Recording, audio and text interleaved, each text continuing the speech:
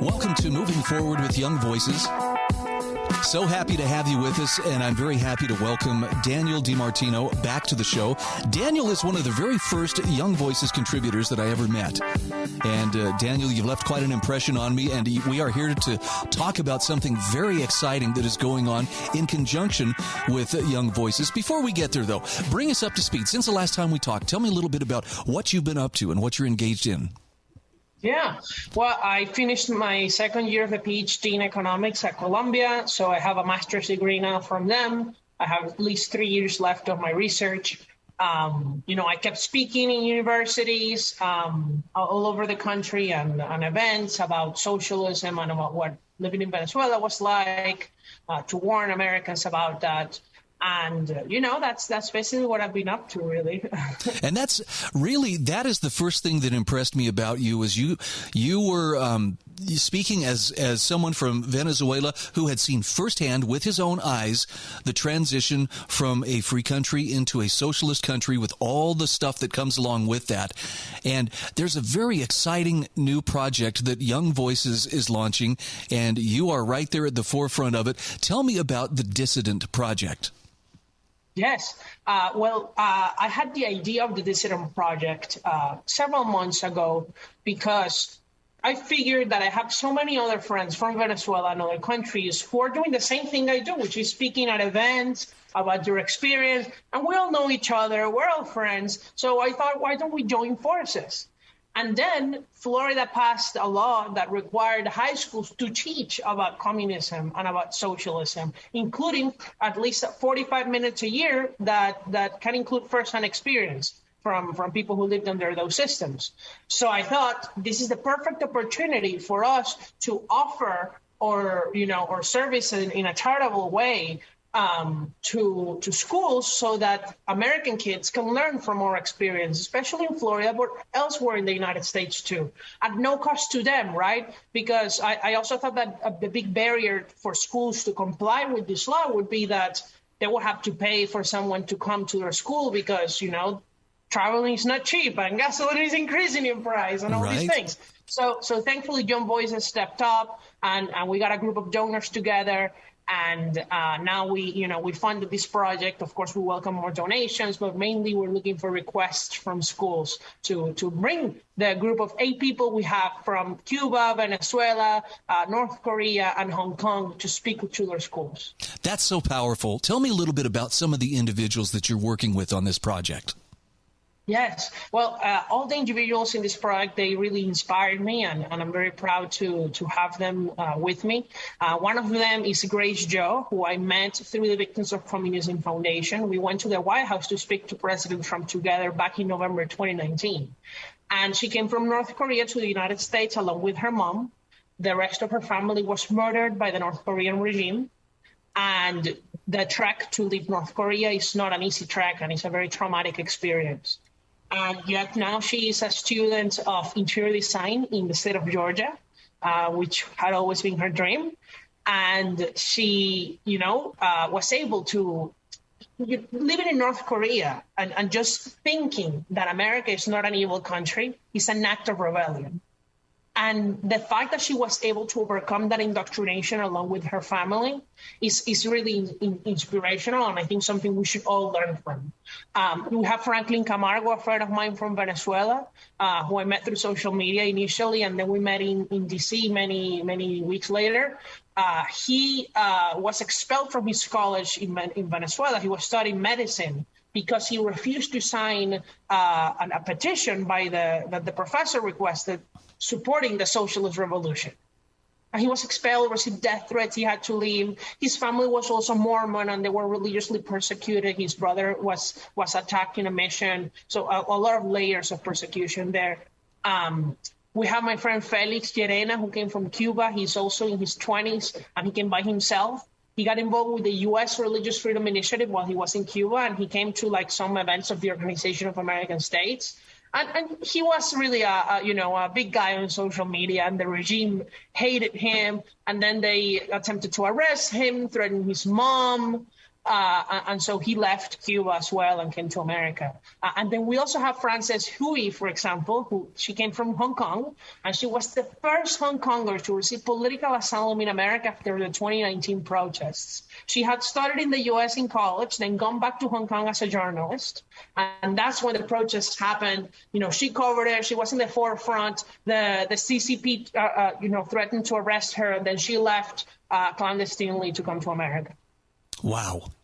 I'm looking over this roster, and I see young faces, but I see faces that have actually lived an experience that I don't think a lot of people here in America can fully appreciate could also happen to them. And I want to ask you, Daniel, as you go out there with the message of the importance of freedom and of free markets and of being aware of the danger that this particular type of collectivism poses, why is it that people are so skeptical sometimes? Why is it so hard for us to believe, living in America, that something like this could happen here as well as it could happen in your country of Venezuela? Well, people had trouble believing in Venezuela that it could happen in Venezuela, right? Venezuelans used to say that Venezuela will never become like Cuba. Venezuela will never, be a socialist country like that. Venezuela has soil, it's a democracy, that, we cannot... that nothing can happen to us. It's like we're immune. It's in some sense, your ego is so big that you think you're immune from problems, right? You actually are such an exceptionalist and a patriot of your country that you think you're immune from bad things happening to you. So, I believe in American exceptionalism, but not to the degree that I think that nothing bad can happen to America. Certainly bad things can happen, and bad things have happened.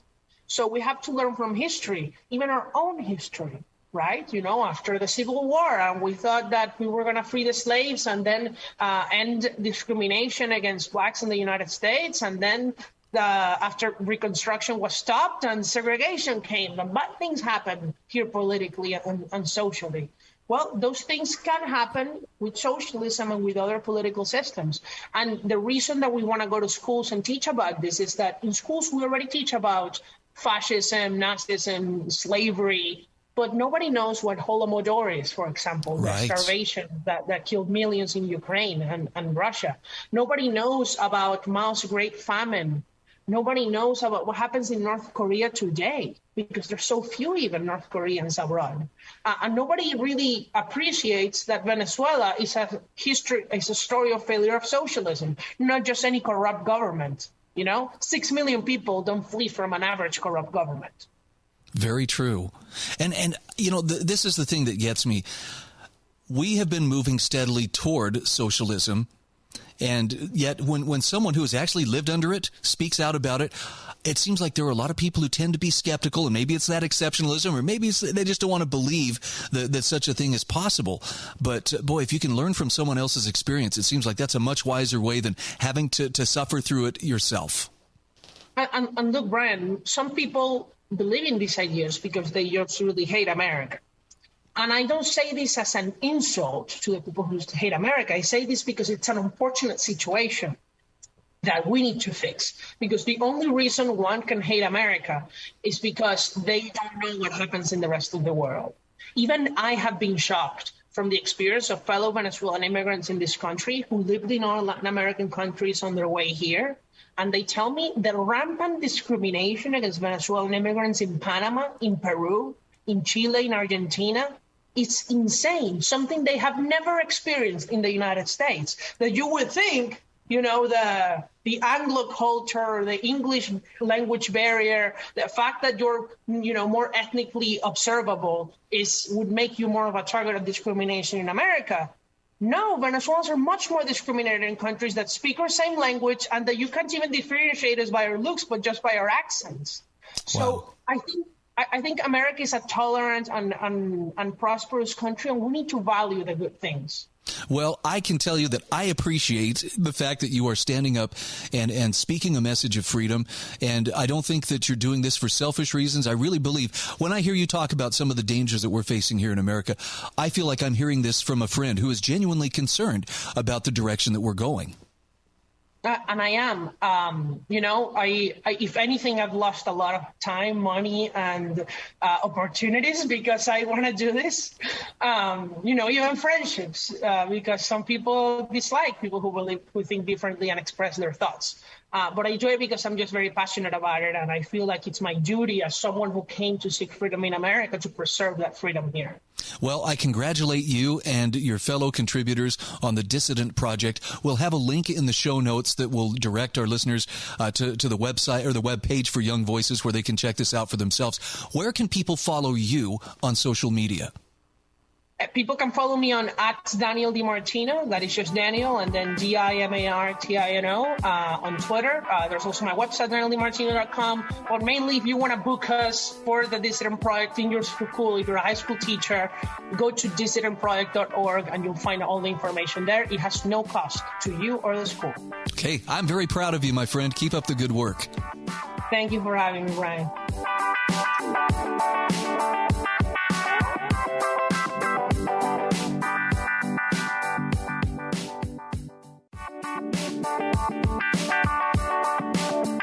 Welcome back to Moving Forward with Young Voices. We're happy to welcome Andy Jung to the program. He's a legal fellow at Tech Freedom, a nonprofit, nonpartisan think tank focused on technology, law, and policy, as well as being a Young Voices contributor. Andy, how are you today? Great. Thank you for having me. Well, we're going to be talking about some stuff that I think is not well understood, and I'm putting myself at the front of that line of I don't understand it very well. Section 230, I hear a lot of talk about this in relation to free speech online, and sometimes I get really frustrated with what appears to be some pretty hardcore censorship on the part of different tech platforms. But I hear people sometimes rumble about, well, what we need to do is repeal Section 230, and, that way we can solve the problem. But the most informed people I know say that would be a huge mistake. And I'm guessing because of your background, you would probably be able to make the case as to why getting rid of Section 230 would not necessarily be a wise thing. Is that true? I hope so. I hope I can clear up some misunderstandings today. So let's differentiate between Section 230 and the First Amendment, because it seems like sometimes we tend to conflate these two things. How can we keep them separate? Yeah, so I think we should start with the First Amendment. I think we're all pretty familiar with the First Amendment, but it's a nice refresher to learn how it works. So the First Amendment is part of the U.S. Constitution. It protects free speech, and most notably, it applies to the government. That's something I think it's important to remember. The First Amendment does not apply to Twitter. The First Amendment does not apply to Facebook. Those are private entities. So what the First Amendment is designed to do is to prevent the government from censoring private entities. So it's actually designed to protect entities like Facebook and Twitter from censorship from the federal government. So that's where the First Amendment comes into play. Okay. Now, Section 230 is part of our federal, code? Yes, Section 230 was a law passed by Congress. It's Section 230 of the Communications Act. So it's much newer than the First Amendment, although it operates somewhat similar. And what is the function or the purpose of Section 230? So Section 230 immunizes internet companies from liability for third-party content. And I'll give an example of what that means. Third-party content are the posts that you and I post on Facebook, the reason, or Twitter, for example. And the reason we call it third-party content is because you and me created the content and posted it, and Facebook and Twitter are just hosting it. They didn't create the content. And what Section 230 says is that Facebook and Twitter are not liable for any illegal things that you or me might post on their service.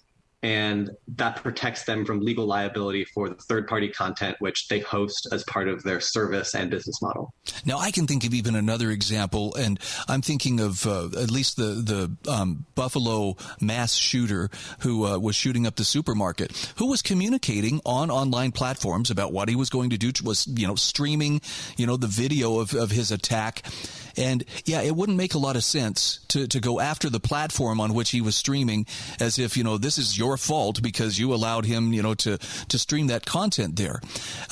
Nonetheless, it sounds like there needs to be that opportunity for these platforms to decide for themselves what is or what isn't appropriate content. And is this what Section 230 allows them to do? It does indeed. And the Buffalo example you gave is actually the Buffalo shooting example. I think it's actually a good example. And it's a bit counterintuitive, but when you put some thought into it, Section 230 is the law which gives Facebook and Twitter the flexibility to go ahead and take content like that down. When there's offensive or dangerous content posted on their platforms, Section 230 immunizes them from, first of all, that content being uploaded, but it also immunizes their choice to take down that content. So they don't have to internally think, well, we get in trouble for taking down this video of this mass shooting. Well, there'll be parties out there who will prosecute us for treating this content differently than other content that we leave up on our platform. So therefore, should we hesitate to take this down? All of that guesswork is taken out by Section 230. It immunizes them from liability and lets them think clearly about the content moderation choices that they need to make their platform safe. Okay, Andy, help me off the cliff here, because I really do get frustrated sometimes with the tamping down of information and the restrictions. For instance, YouTube or Twitter. It seems like they really go out of their way to narrow the acceptable field of opinions from which people can see the content that people can see, but I would much rather have them be able to make that choice and hope that someday some upstart new platform will eventually grow to that kind of magnitude, and likewise would be protected so that, it doesn't have government dictating to it what it can and cannot allow. Yes, I am sympathetic to a lot of the claims that conservatives make about their voices not being amplified on social media. I don't know what's going on behind the scenes in these Silicon Valley companies, but what I do know is that the First Amendment protects these social media companies' ability to have a viewpoint.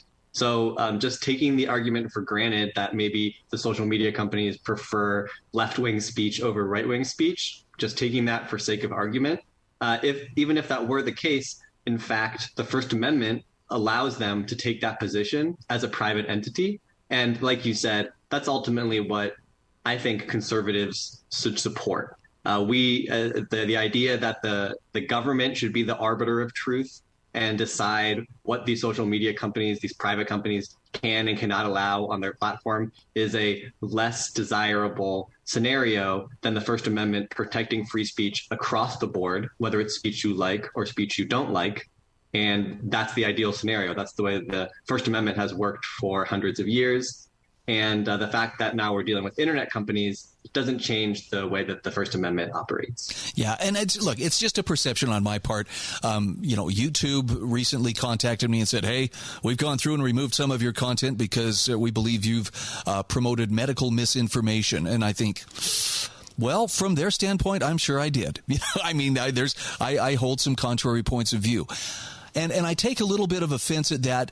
At the same time, though, I think you and other advocates for Section 230 are doing us a favor in warning, don't make government that final arbiter of what can and can't be said. If we ask government to help, I'm sure they'll be glad to, but it will come at a price, won't it?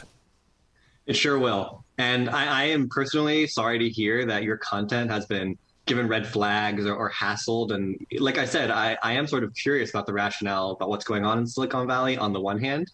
But on the other hand, it's actually the First Amendment that allows those companies to sort of decide what content they want to have on their platforms. So these calls to amend Section 230 are actually red herrings. When people say we need to amend Section 230 to make it harder for platforms to censor us, they're overlooking the fact that it's actually the First Amendment that protects these platforms' ability to moderate content on their platforms. Censorship isn't even the appropriate word.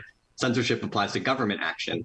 So these calls to amend Section 230 ignore the fact that the First Amendment will remain. And the First Amendment is very hard to amend. And we probably don't want to amend it as conservatives in this space anyways. So the conversation about Section 230 on the internet can be a bit of a red herring, and there can be some misinformation involved in that conversation as well. All right, Andy, we've got about 1 minute left. I have to ask you this. Is it possible for Section 230 to be improved? There's a lot of ideas out there about ways that we could amend Section 230 without fully repealing it.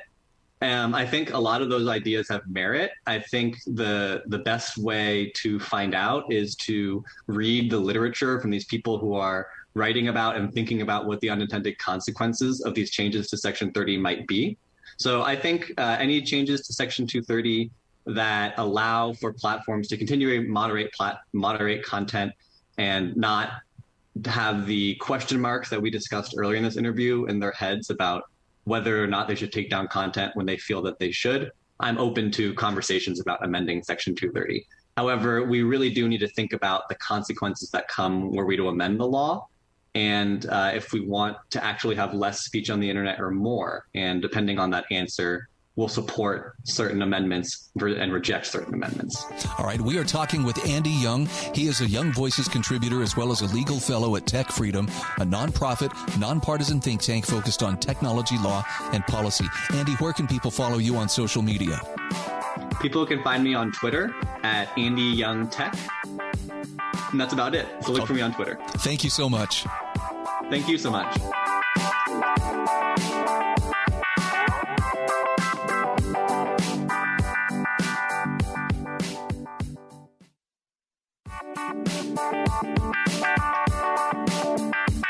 And welcome back to Moving Forward with Young Voices.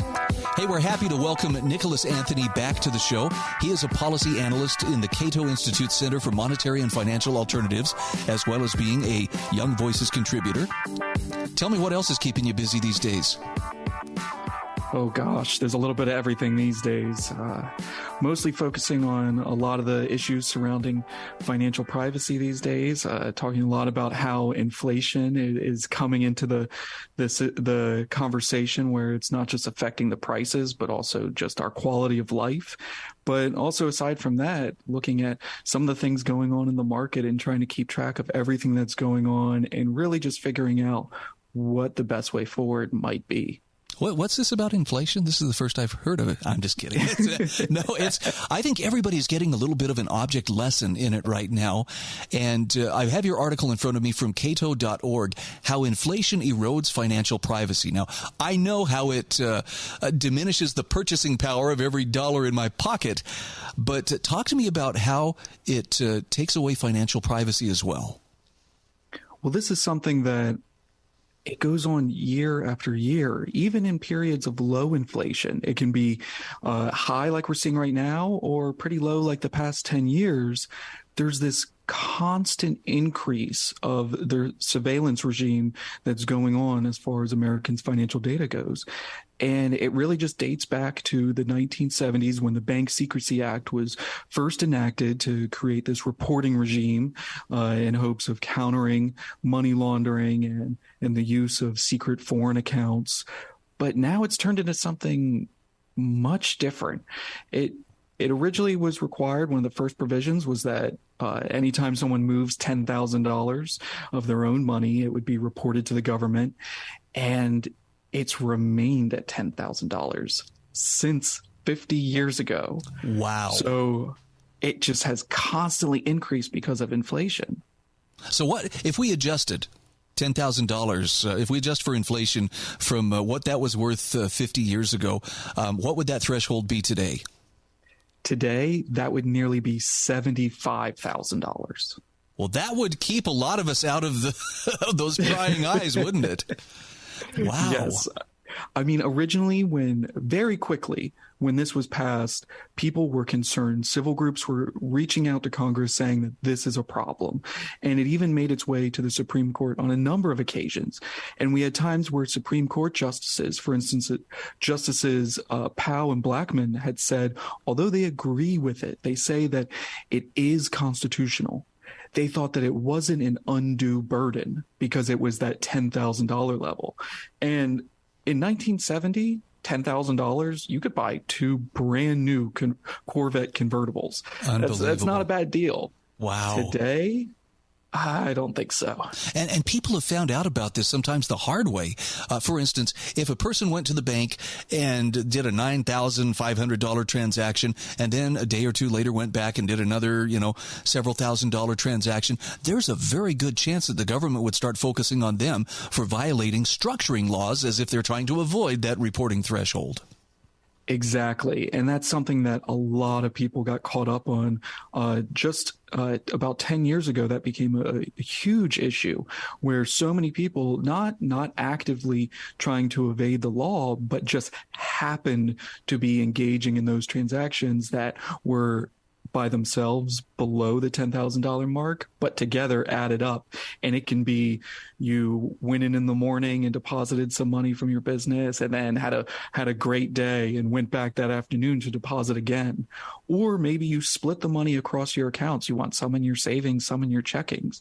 It's a really mundane thing to think about that someone might be doing this, and yet through the eyes of the law, it's largely viewed as being in and of itself suspicious activity. So is there some movement taking place within government's policymaking realm to address this lack of adjustment for inflation as far as that reporting threshold?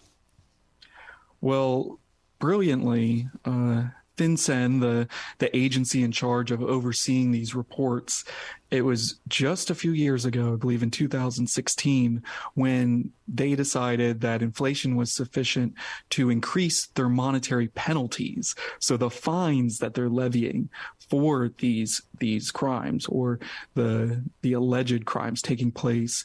But as far as increasing the thresholds, although there's a conversation on the part of civil groups, think tanks, and the like, we haven't seen as much taking place in Congress. They're currently doing a review right now to decide if it might be justified. But I think it speaks for itself to see that what was originally $10,000 50 years ago is something else completely today. And what about the effectiveness of these, currency transaction reports or the suspicious activity reports? I mean, have they managed to really take a bite out of crime by having these, or is this largely symbolic? It seems like it's symbolic. In 2019, there was roughly 20 million reports filed on Americans using their own money. And yet we don't really know how many crimes were actually stopped because of that. FinCEN has an awards program where they celebrate a few cases that took place over the course of the year, but that really does not justify the larger picture. There needs to be some sort of accountability that shows whether or not this is effective, because at the moment, all signs point to it not being so. Yeah, and does it just endure because, I don't know, inertia? We've been doing this for a long time. I have no reason to change it now. Sadly, inertia is a very powerful force in Washington. I think a big part of it is that a lot of law enforcement groups, whether it be your local police or FBI or all in between, have a huge interest in maintaining this access, because for them, it's like opening up Google for all of us. It's the full picture, the full country is available in front of them, and they get to pull at the threads when necessary. Yet, for the large majority of the justice system, when an investigation needs to take place, whether it be a government official or the local police officer, they need to supply some sort of probable cause to secure a warrant to make sure that individual rights are being respected, and it should be no different here. Although it's going to make the job harder, there is a reason why the U.S. Constitution exists, and there's a reason why it needs to be respected.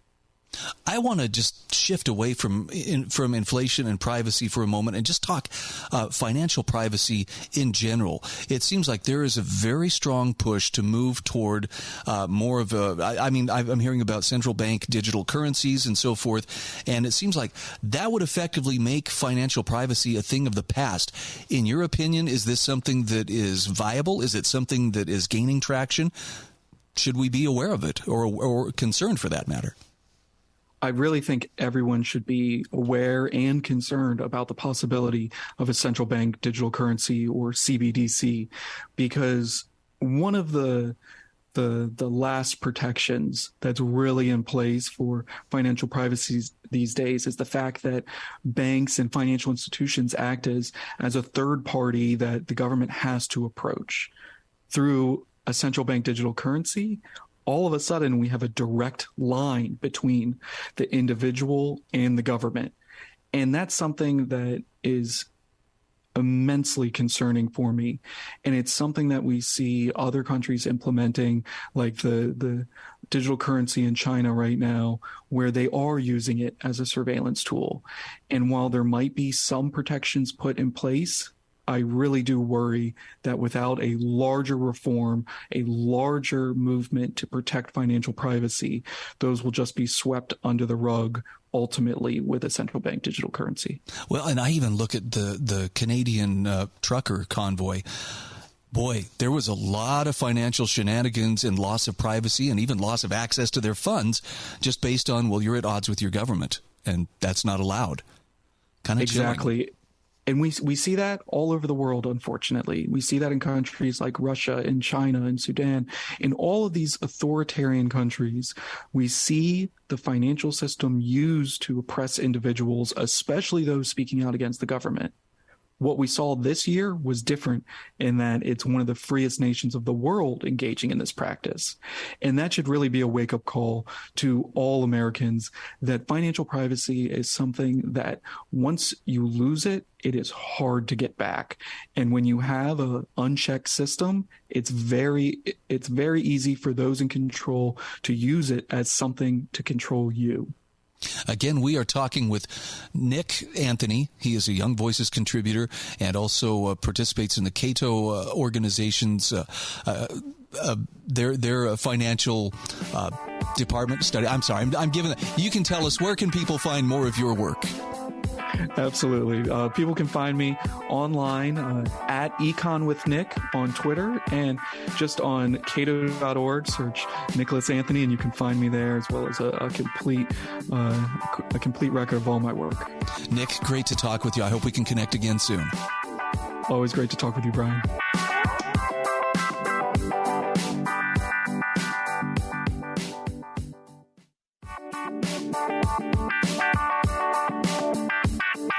Welcome to our final segment today of Moving Forward with Young Voices. Very happy to welcome Andrew Donaldson back to the show. He's a Young Voices contributor, as well as the host of quite an amazing podcast. Do you want to drop a shameless plug there for your podcast? Yeah, Heard Tell, we're real proud of it. It's done very, very well. We actually got a radio partner now with it. It's on all the podcasting platforms and YouTube. Pretty proud of it. It's kind of taken off a little bit, but no yelling, just adult grown folk talk. People seem to like that and seem to crave it. Yeah, and you're very active on Twitter. I learn a lot from you, as well as get to see a lot of amazing food that you and others post on there. I mean, it's I'll tell you, if somebody was going on a diet, I'd warn them twice about about following your account. I got GI issues, so I actually started that when I couldn't eat, because there's a lot of times I can't eat half the stuff I'm showing. So it was part of that. But it's just a really good, there's a lot of nasty stuff with what we do with politics and culture and stuff. It really does bring people together. And it's really funny seeing people that I know, if you put them in a room together, they wouldn't get along. And they're like, oh, send me that recipe. And it's like, okay, that's pretty cool. So, it's just, you got to do a little good on Twitter. It's what you make of it. And that's a good thing to do, I think. Well, and Andrew, you've always got a good take on what's going on around us. Particularly liked your column here about President Biden's get along, go along past, and how Biden, he's not a very popular guy right now, but really, who can he blame? Himself. He's the president. Here's the thing. You are what your record says you are. Remember the late, great Denny Green, the football coach. They are who we thought they were. President Biden's who we thought he was. We have 50 years of book on him, and whatever reason he got elected, he wasn't Trump or whatever else, you still got to do the job. And all the problems he's having, the comm shop problems in the White House, the messaging problems, the gaffes, all this stuff is consistent with his history. None of this should surprise anybody, but yet our media betters and a lot of our commentariat seem to be shocked and shaken by this. And it's like, did you not do the homework? But, this is who the guy is. He was in the Senate for 36 years. The Senate is not an incubator for executive leadership. That's not a knock. It just ain't. It's two different, it's cake and ice cream. It's two different things. And it was pretty predictable. And almost all the problems he's having, not even just politically, just basic leadership function stuff stems from his background. He just wasn't really well prepared to be in the White House, and he hasn't adapted. Yeah, I don't follow much of what the political class is doing or what's being reported on them, mainly because I'm, paddling as hard as I can to keep my head above water and to try to enjoy other aspects of life. But it seems like even the people who are doing their best to try to defend Joe Biden, man, they have their work cut out for him. Wasn't he? He was on, was it Jimmy Kimmel the other day? Yes. And just, I saw some excerpts of that interview, and I almost feel sorry for the president in how he'll just get lost and kind of start venturing off. And, the host there had to jump in, and Kimmel had to, strike up a new topic and, try to steer him back on course gently.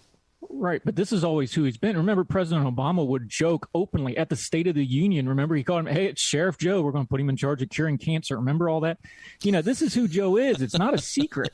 This is just who the guy is. And now that he's gotten on up in age, let's be polite here. He's getting older. So let's say he's 90%, 80% of what he was when he was vice president. He's just a step slower, and it's more obvious.